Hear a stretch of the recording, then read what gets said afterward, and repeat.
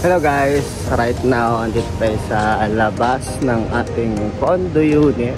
Ayan. At the same time, right now pupunta tayo sa Daranac Falls. At same time, travel na din with the team. At see you mamaya sa exciting travel Daranac Cafe.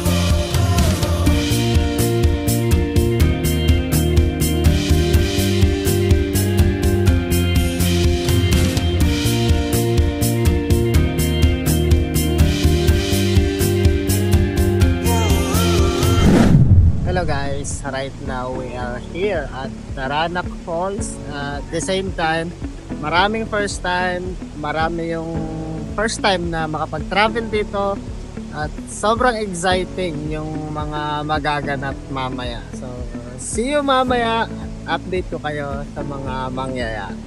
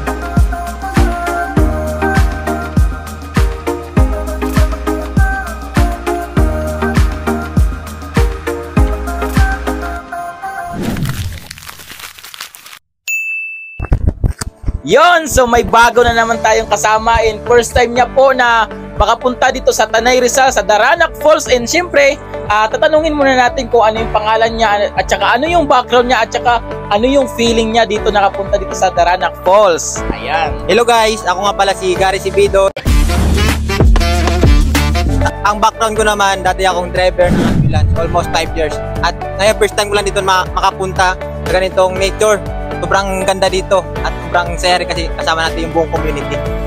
So ayun guys, marami pa tayong interview ngayon. Meron pa ang daming mga first timer ngayon sa community natin, kaya abangan mo ang next.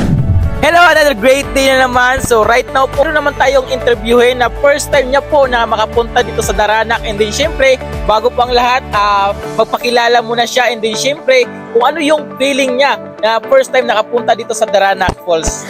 Hi everyone, I'm Shane Caballero. And dati po ako estudyante.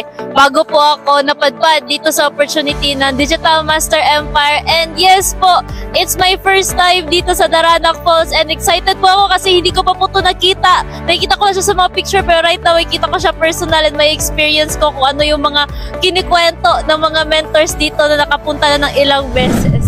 So yun, and syempre ito naman yung last na interviewin natin. Actually, sobrang ganda nito and syempre first time din niya na makasama sa Daranac Falls. And syempre tatanungin natin kung ano yung pangalan niya at saka ano yung background niya and then ano yung expectation niya na kasama dito sa Daranac Falls. Yan, so hello, have a great day everyone. Sa mga hindi pa nakakilala sa akin dyan, by the way, I am Coach Nika.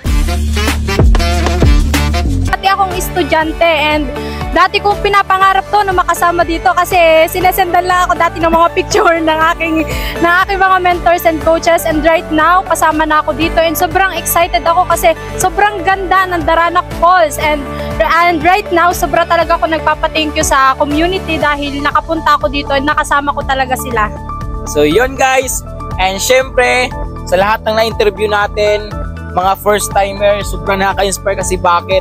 Sino lang naman sila dati, and then right now nangangarap na makasama, na makapag-travel, makapag-bonding, and right now nakasama na sila. And then syempre doon naman tayo sa loob na papakita natin yung mga nature, kung gaano kaganda yung falls natin.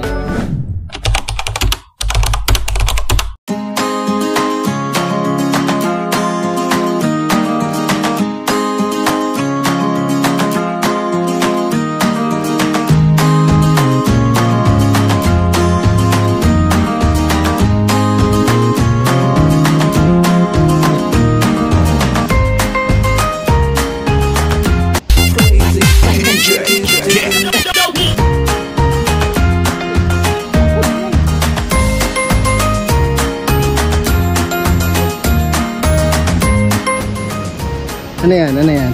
Tilapia. Wow. Tilapia ang walang kamatayan. Tilapia ang walang kamatayan.